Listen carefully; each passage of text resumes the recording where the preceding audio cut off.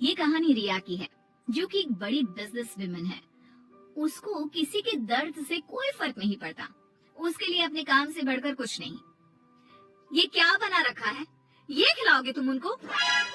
माफ करना छोटी मालकिन, मैं फिर से बना देता हूँ। अरे क्या हुआ बहू, क्यों चिल्ला रही हो इन पर इतनी सुबह सुबह? आप क्या कर दिया इन्होंने? मम्मी जी, अभी दोपहर को मेरे बहुत ही इम्पोर्टेंट गेस्ट आने वाले हैं और इनका खाना ऐसा है बेस्वाद। अगर ये खाएंगे तो क्या सोचेंगे? इनको अभी के अभी नौकरी से निकाल दो। मुझे ऐसे लोग काम पर नहीं चाहिए जिनको ठीक से काम करना नहीं आता। अरे लेकिन बहू, ये बहुत सालों से हमारे लिए काम कर रहे हैं, ऐसा कैसे निकाल दे? हाँ मेम साहब, मुझे नौकरी से मत निकालिए। मैं अच्छे से काम करूँगा, आपको शिकायत का कोई मौका नहीं दूंगा। मैंने एक बार जो बोल दिया सो बोल दिया। जल्दी से कोई नया शेफ ढूंढ कर लाओ। अगले दिन ऑफिस में, ये सब क्या है? अभी तक ये काम पूरा क्यों नहीं हुआ है? मैम, वो क्या? किसको दिया था मैंने ये काम? उसको अभी मेरे सामने बुला कर लाओ। जी मैम। मैम, वो सर्वर में थोड़ी दिक्कत आ गई थी। किसके? तुम्हारे या कंप्यूटर के? वो मैम, बात यह है कि जितना वक्त तुम आज मुझे समझाने में जाया कर रहे हो ना, उतना वक्त अगर तुमने कल इस काम को करने में किया होता तो आज ये पूरा हो जाता। तुम्हें नौकरी से निकाला जाता है। मैम प्लीज ऐसा मत करिए, मेरे छोटे छोटे बच्चे हैं, अगर मेरी नौकरी चली गई तो। ये सब तुमको ऐसा काम करने से पहले सोचना चाहिए था। मैम मुझे एक मौका और दीजिए, मैं अभी पूरा करके लाता हूँ। ये जो मौका था, यही तुम्हारा आखिरी मौका था जो तुमने गंवा दिया। मैं और कुछ नहीं सुनना चाहती। मेरी कंपनी में तुम जैसे कामचोरों के लिए कोई जगह नहीं है। तुम्हें इस नौकरी से निकाला जाता है। शाम को घर पर, मैंने सुना आज तुमने फिर किसी को नौकरी से निकाल दिया। अरे हमारी पॉलिसी है ना, हमारी कंपनी लोगों के इमोशंस का भी ध्यान रखती है।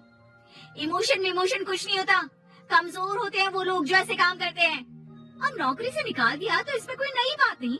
जिस तरह घर को साफ करने के लिए गंदगी बाहर फेंकनी पड़ती है, उसी तरह कंपनी को आगे बढ़ाने के लिए यूजलेस लोगों को कंपनी से बाहर निकालना पड़ेगा। तुम लोगों की तुलना गंदगी से कैसे कर सकती हो? जिस पेड़ से तुम लोगों को निकालती हो, मुझे डर है कि किसी दिन कंपनी के सभी लोग ही ना निकल जाए। फिक्र मत करो, ऐसा कभी नहीं होगा। ऐसी बड़ी कंपनी में काम करने के लिए लोग तरसते हैं। जिनको नौकरी लग जाए वो खुशी से पागल हो जाते हैं। तो ऐसी कंपनी कभी खाली हो ही नहीं सकती। वैसे भी मुझे किसी की इमोशन से कोई लेना देना नहीं है। लेकिन बहू, तेरे स्वभाव को देखकर लगता है कि जरूर खाली होगी। अरे बहू, लोगों को दर्द होता है तो ये क्यों नहीं समझ पाती है? मम्मी जी, आप कब आई? आपको क्यों ऐसा लगता है? दर्द कुछ नहीं होता। कम से कम मैंने तो इस दर्द नाम की चिड़िया को कभी फील ही नहीं किया। क्योंकि बहू तो दूसरों की भावनाओं की कदर नहीं करती। दूसरे क्या सोच रहे हैं, क्या कर रहे हैं, वो क्यों नहीं कर पा रहे हैं, किसी की परवाह नहीं करती। ऐसा नहीं होता बहू। तो मम्मी जी, आप कह रही हैं कि मैं दूसरों के पर्सनल कामों के लिए अपना काम रोक दूं और उनसे उनका दुखड़ा सुनूं? हाँ बताओ भी, क्या हुआ? नो वे।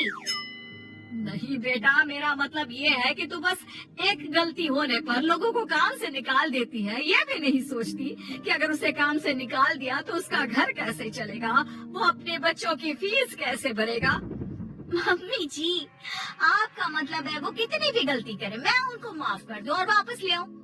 मम्मी जी, अगर मुझे ऐसा ही करना होता तो मैं कंपनी नहीं खोलती, कोई धर्मशाला खोलती, ताकि जिसका जब मन करे आए और जब मन करे जाए। माँ का वो मतलब नहीं है। माँ बस इतना बोल रही है कि अगर वो गलती करते हैं तो उनको डांट लिया करो, समझा दिया करो। लेकिन नौकरी से निकालना बहुत ज्यादा नहीं हो गया?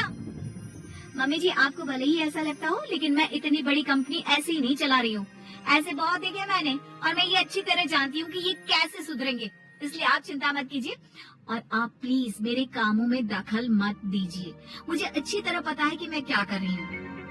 एक दिन अचानक से रिया की बेटी की तबीयत बहुत खराब हो जाती है और रिया कंपनी की जरूरी मीटिंग छोड़ देती है। बहू, तू यहाँ क्या कर रही है? तेरी तो बहुत जरूरी मीटिंग थी ना? मम्मी जी, ऐसे समय में मीटिंग की बात कैसे कर सकती हैं? और मेरी बेटी कहाँ है? क्या हुआ है उसको? डॉक्टर ने क्या कहा? यूँ अचानक से बेहोश कैसे हो गई? उसका बीपी लो हो गया था, जिसकी वजह से वो चक्कर खाकर गिर पड़ी और उसको थोड़ा बुखार भी है। अच्छा हुआ, कोई ज्यादा घबराने वाली बात नहीं है, मैं तो डर ही गई थी। और बहू तेरी मीटिंग, उसका क्या हुआ? तुझे तो भारी नुकसान हो गया होगा। होने दीजिए मम्मी जी, मेरे लिए इस वक्त मेरी बेटी से बढ़कर कुछ भी नहीं है। ऐसी मीटिंग्स तो फिर आती रहेंगी। लेकिन बहू, कुछ दिनों पहले तुमने ही कहा था कि किसी के निजी काम के लिए तुम्हारा काम नहीं रुकेगा, तो फिर ये सब क्या है? मम्मी जी, आपको क्या हो गया है? ये किसी का भी निजी काम नहीं है, ये मेरा अपना निजी काम है।